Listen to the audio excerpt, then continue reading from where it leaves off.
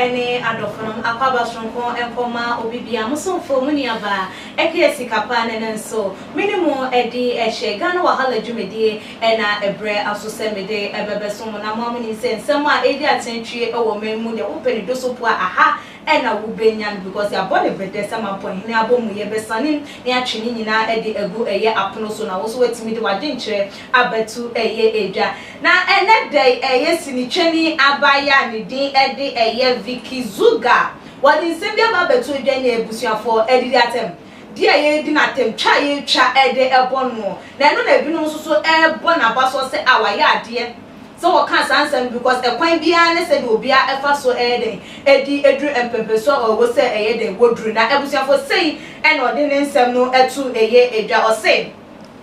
I don't see anything wrong with sleeping with men for money. Wonu de won hu ade ye boni womu say wo ba de nipadua ebo afode ama bema all because of say eye sika na obenya afrim na wode betimi aye ne nyoma obetimi di atoto ne ho nyoma ama wo no oba no susu asipia sita ama nkrofo beka se oba be susu de wo bi ana ne mfafo ko betimi akobi no no se wo ba besia e de na bra bosi wonum se wono de ni padua na obeton de nya sika de aye na adwuma na se ni padua na obeton e de nya sika e de aye ne ho hyepe a wo hu ni se boni bia enye den enimu because e kwan bebre so e na obia e fa so e de den enya ni sika bi ekoko eye adusifo ho malam ho akonform ekoko ji eye enokum nipa e di nya sika didiye enti se nipa no wonu nipa kum na wosuro ye se wo be kwa malam wonu na wo fere na se wonu no ahwe nyame ani ma na ade no wo twen ya na ma na ni nipa dua wo hono no betimi di aye bibi ama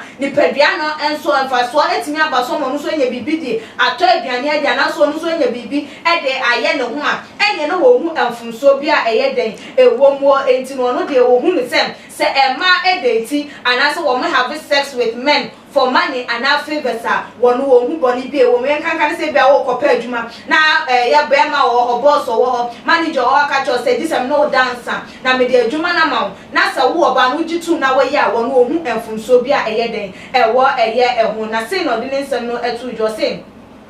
women need the money either to support their lifestyle or attend something. There is nothing wrong when ladies date or have sex with men for money or favors. I don't see anything wrong with it as long as they have no other option. Wait, and somebody there's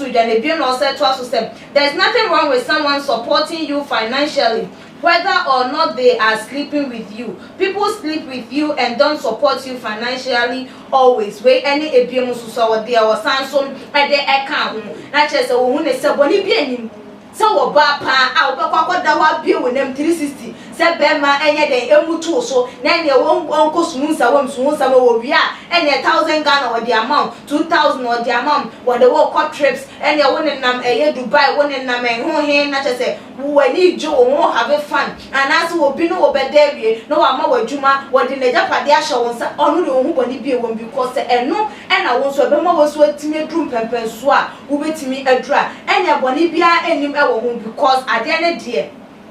the obetimi aye ena wo ye den wo ye wo ankot utina sidina don sa show dem refema ye beka se ai na kwa we do ye kwadefo ena pese ode ne nsa be ye bibia ena won fa ne nsa anya hwe ena wote wona da ne da na wo chese nkrofo ne mfefo eko eba enti so ono susu di ni padua ena ebeye na ode anya sika ede edidi ede atontade ahye ede anya adwuma ede anya eye favors dia wo no die ohun boni bia eye den ewo mo because obia anyhow awoye den wo hustle for say there are different ways of making it in the society and sex in exchange for favors is someone else hustle we ene de dia wo san so e de account ho enti no wo ne say making money to survive anywhere we be making money no e de a survive whether through sex through hard work through anything one de wo hu boni bia wo ne no na Ghana for say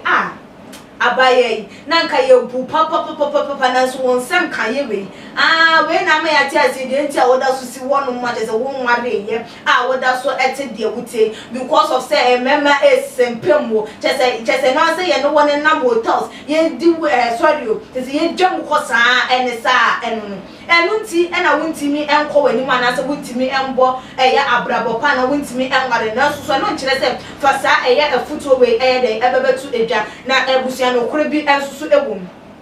wo opinion wo opinion ye kwan say obi abetimi a kire na adwen ba wo kire wadwen a adwen kire a wonim say ebetimi ama obi aye bone adwen kire a wonim say ade we a mekokan ebetimi ama obi wo honom a ne nyoma bi a waye nyoma enkoye ma no betimi ama na sese free ne kwan paso abenamte eye kwan bone aso e de sa adwen kire no eni kwan say yetena eye afidie kase so eye abefo 10 times so na ye de ye kasa eye adwen kire no e de atuja because obi wo honom a wo di nyame achi wo ye de wo betimi aye bia se de be ya wo no susu na brabo e betimi aye den asiniye na wo ba na wo ba betie won nsam a wo kan wo se an me kura ma bre me di nyame achi 10 years 5 years ni 15 years ni 3 years ni 2 years ni me hu hwe ma ba boten ni me nye basa me di ne mra nsam so enso nyoma enkoye e ya ma me nya ye na me nkonkoye de me ni abayi e kan yi ebi na afi wo kwakoda ni suntudua e de amanipa na kwakosei anaso akwakoto eye wo braboni afi bedrechi na won susu wu nipa na obebe kasa ensem no ebia no akwakonya ogia wo baabi o wukonya wogia no enya de so obewa be preach wogia na wonya ye no e de ama mansan susu aye den ehunu se e kwan we so na wonam na wonya wogia manyankopon wajunti wo bi efa wo futu oboni bi e de tu anamon bi a wonjan no wonya de so obeba ba beka enti se wonim se wo ya de pa na wontimi fa memetu eye abonten e mo bi mfasa wo kwan pa no so enya be de wanya na ene opinion bad opinions no so ehun nya se wosamo de ebebeto abontin se wo bi susu nye de entie eye ebi e wo mso bi atimi che na adwen na che wadwen to the extent se wo be ma wo bi adwen asesa akwakwa ya adwen bone ene na adwen che na wo che na wo kire ne sen because they say we are role model the fact is we are actress and kwa ede we chasini now we are celebrity and for a celebrity kwa de someone look up to you, someone also see you as something like one also imitate you there wo ya ono so pese wonye de wonya bi wondu sam pepe so na won so waye de wodru na say na wo ba bonte a na je say wo kire say no untimi nya adwuma pamfa nya sika e di say wo ya adwuma krampo na wudu ni padua eba afode na so bible no so kaseti asa enyoma ne se wo ni padua e nyankopon asore dan ti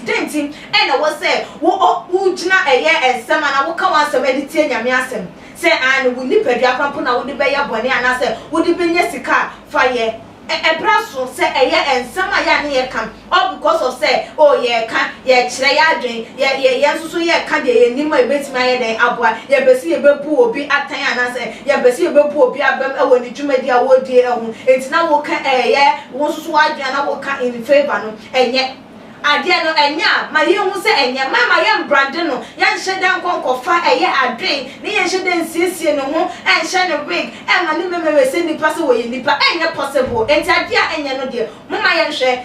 na ye nja ise dan ne da ye begina eye pinsi so am ye brand no man looking eye something good said ye ebe ya ye susu ye betimi enya animonyama na asem enkofo be ka se because